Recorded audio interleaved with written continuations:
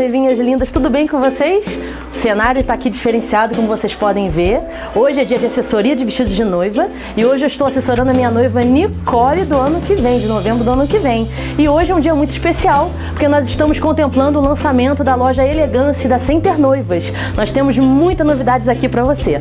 Nós vamos falar hoje sobre estilos de vestido de noiva. Isso é uma dúvida que as noivas ficam muito tensas. Umas preferem modelo princesa, outras preferem sereia, evasê.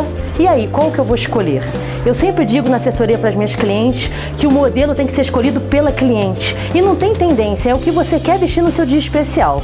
Hoje, como nós podemos ver aqui, nós estamos com a nossa noiva Nicole, queridíssima.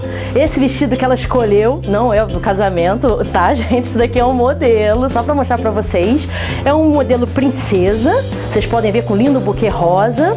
Aqui ela vai colocar o buquezinho na lateral, você pode ver que ele é todo rendado no centro, tá? Aqui no colo ele tem um tule francês, tá? E todo drapeado.